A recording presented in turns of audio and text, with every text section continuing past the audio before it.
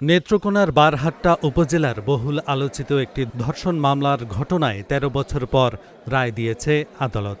মামলার একমাত্র আসামি হেলালকে যাবজ্জীবন কারাদণ্ড, ১ লাখ টাকা অর্থদণ্ড এবং অনাদায়ে আরও ৬ মাসের সশ্রম কারাদণ্ড দেওয়া হয়েছে। বুধবার নেত্রকোনা নারী ও শিশু নির্যাতন দমন ট্রাইব্যুনালের বিচারক ডক্টর এমদাদুল হক এ রায় ঘোষণা করেন। মামলার তথ্য অনুযায়ী ২০১৩ সালের ১লা মার্চ স্বামী পরিত্যক্তা ও মানসিকভাবে সরল প্রকৃতির এক নারীকে ধর্ষণ করে হেলাল।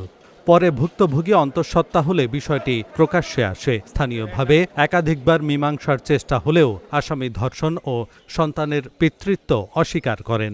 আদালতের নির্দেশে ডিএনএ পরীক্ষায় শিশুটির জৈবিক পিতা হিসেবে হেলালের পরিচয় নিশ্চিত হয়। প্রসিকিউশন জানায়, এ রায়ের ফলে শিশুটি আইনগতভাবে পিতার স্বীকৃতি ও উত্তরাধিকার সহ অন্যান্য অধিকার পাবে। ১ বছর পরে আমি নেত্রকোনা কোর্টে আইতাছি।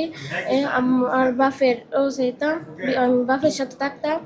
অনেক উহিলের বলে যাইতাছি, পুলিশের বলে আইতাছি। অনেক ১৩ বছর পরে আমি আমার বাপের পরিচয় আমি পাইছি সরকার থেকে। আলহামদুলিল্লাহ।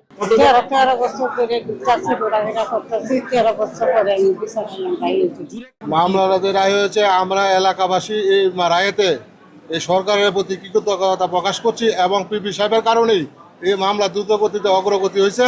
পিপি সাহেবের জন্য আমরা কৃতজ্ঞতা প্রকাশ করছি। ২০১৩ সালে একটা নারী শিশু ওনাকে দর্শন করা ছিল, খুদবানু দর্শন, যাকে দর্শন করা হয়েছিল সেই ব্যক্তি বাচ্চা প্রসবের কিছুদিন পরে এই ব্যক্তি মারা যায়, ভিকটিম মারা যায়। তারপরে এলাকাবাসী আমরা এই মামলা পরিচালনা করছি আর এই রায়েতে আমরা সন্তুষ্ট প্রকাশ করছি। আলহামদুলিল্লাহ, ফিরে পাইলো তার ভোটার অধিকার, ফিরে পেলো তার পৈতৃক পরিচয়, ফিরে পেলো। এটার জন্য আমরা কৃতজ্ঞতা প্রকাশ করছি। এটা ধর্ষণ মামলা ছিল। আজকের যে আসামির বিজ্ঞ আদালত যাবজ্জীবন কারাদণ্ড দণ্ডিত করেছেন এবং ১ লক্ষ টাকা তাকে অনাদায়ে জরিমানা করেছেন।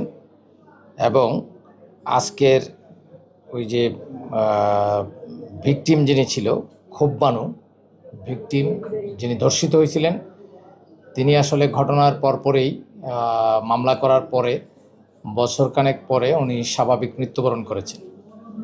কিন্তু সেই ভিকটিমের যে সন্তান, সেই ভিকটিমের সন্তান আজকের এই যে মেয়ে, এই ভিকটিমের সন্তান, এই ধর্ষণের ফলে জন্ম নেওয়া যে সন্তান, এই সন্তান দীর্ঘ ১৩ বছর যাবৎ সে তার পিতৃ পরিচয়ের জন্য এই আদালতের দ্বারগোড়ায় তার আত্মীয় স্বজন নিয়ে ঘুরতেছিল। আজকের এই রায়ের মাধ্যমে এই যে মেয়েটা দেখতে পাচ্ছেন, সে এখন ক্লাস 6-এ পড়ে, তার পিতৃ পরিচয় পাওয়া গেল। এবং এই যে আজকের আসামি হেলাল, তার উত্তরাধিকারী হিসেবে তার সকল সম্পত্তি এবং অন্যান্য সহ যেভাবে উত্তরাধিকার আমরা পাই, সে উত্তরাধিকারী হিসেবে বিজ্ঞ আদালত রায় দিয়েছেন।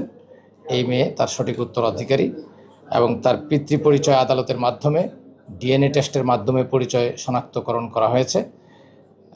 এবং তার মা, এই ভিকটিমের যে মা, আজকের এই শিশুর যে মা, সে ধর্ষিত হয়েছিল, এটা প্রতিষ্ঠিত হয়েছে।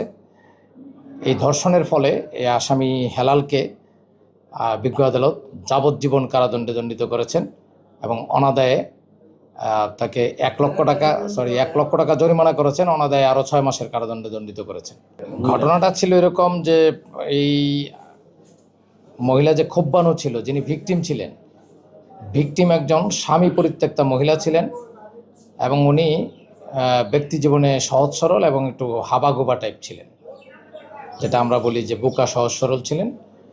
তার সাথে একটা যে কোনোভাবেই হোক প্রতারণা করে সে ওই ঘটনার তারিখ এবং সময়ে তাকে জোরপূর্বক তাকে ধর্ষণ করেছিল।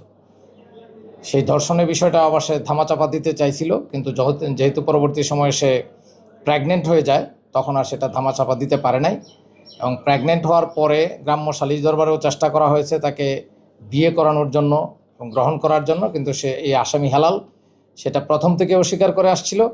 এবং পরবর্তী সময়ে এই বাচ্চা জন্ম নেওয়ার পরেও এই বাচ্চা অস্বীকার করে এবং ঘটনা অস্বীকার করে, পুলিশ চার্জশিট দাখিল করে এবং ডিএনএ টেস্টের মাধ্যমে প্রমাণিত হয় যে এই শিশু তার গর্ভজাত সন্তান। তারপরেও সে সেটা অস্বীকার করে আসছিল, যা আজকের রায়ের মাধ্যমে এটা প্রমাণিত হয়েছে যে সে যা এতদিন করেছে তা ভুল করেছিল, কিন্তু সে এটা স্বীকার করে নাই কখনোই।